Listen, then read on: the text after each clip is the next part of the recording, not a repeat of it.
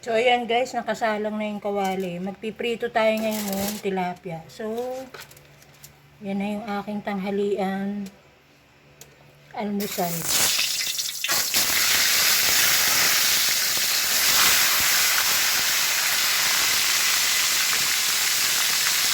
Ayan. Okay.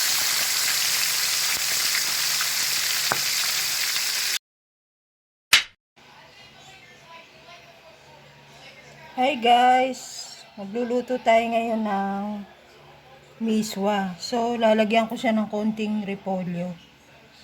Naalala nyo yung yung reject na gulay na 100 pesos dyan sa short video ko. Nilagyan ko siya, oh.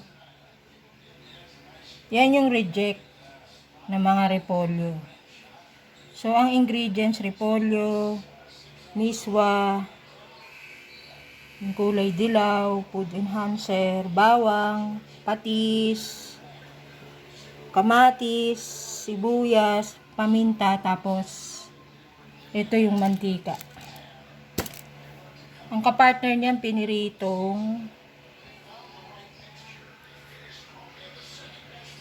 siyang yung tilapia, okay? So umpisahan na natin yung pagluluto.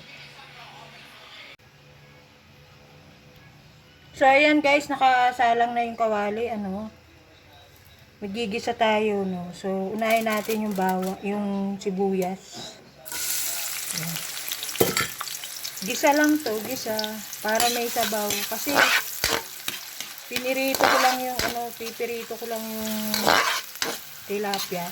Hindi naman din ako pwede na walang sabaw. So, ayan. Yan ang brunch ko. Agahan tanghalian. Yung repolyo nakita nyo kanina, dun sa intro, galing yun sa sako, yung reject na gulay. So, yung reject na gulay, hindi naman yun talagang bulok na bulok yun eh.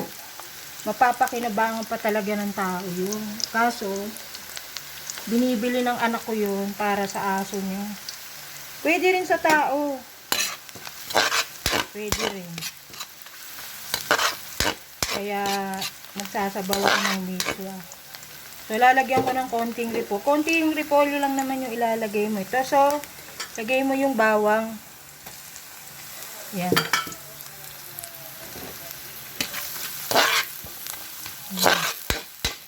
Gisa-gisa. I-upload ko to guys, hindi premiere. Upload muna ako ngayon kasi papahinga ako.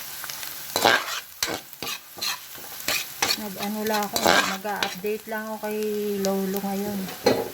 And then, naghiwa ako ng isang pirasong kamatis. Yan. Bisa-bisa. Isang piraso lang.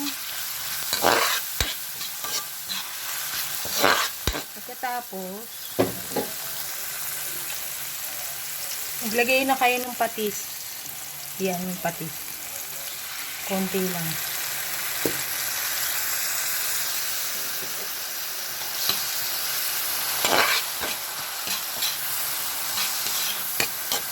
Bisa lang yan. Simpleng luto lang yan. Kasi kung prito lang, walang sabaw, hindi nga ako pwede na walang sabaw. So, nilagyan ko na ng paminta yan. Konti lang. Mamaya na yung yung kulay dilaw na food enhancer. So, bisahin mo lang maigi yan. Okay?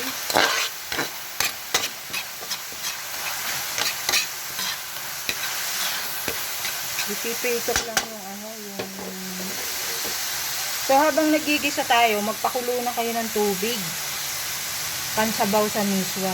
So, hindi na kayo mag-aantay pa para kumulo. So, ihulog nyo na yung yung repolyo. Ayan yung repolyo. Nilagyan ko lang ng gulay kasi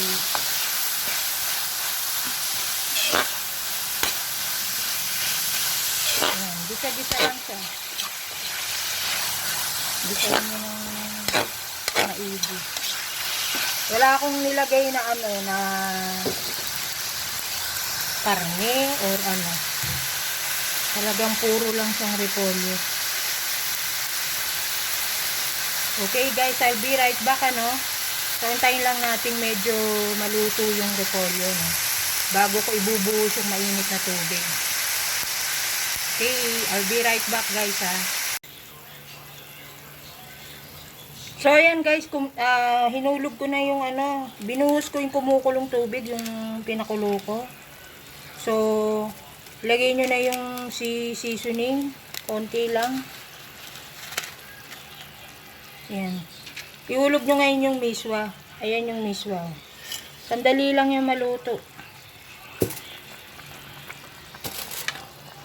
Hindi rin ako nagpuputol ng miswa.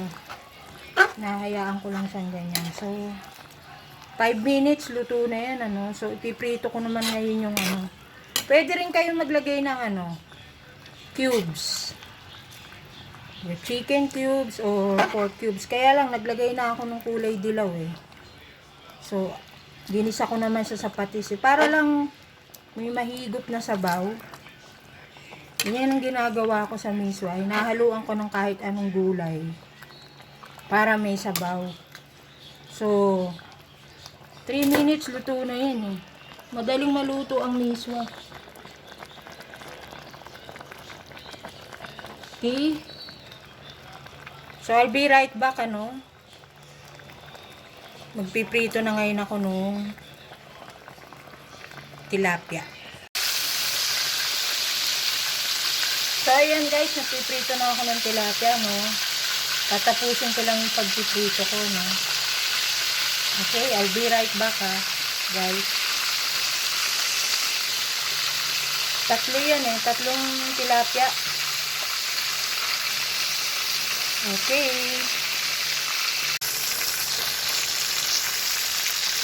So, ayan guys, nakabaliktad ko na, no. So, may isa pa akong pipituhin. Shout out kay Gab Paraiso Channel, Elsa Kaingoy, Lily Ragasa, Bigler Official 2.0 ba yun?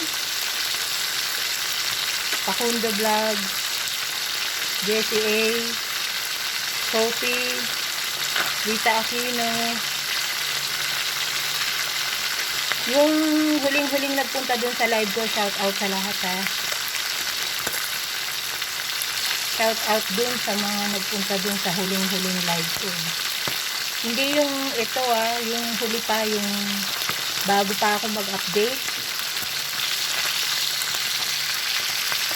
Okay, so mamaya papakita ko sa inyo yung thumbnail ko. Tinatapos ko lang yung pagprito ko ng isda, ano.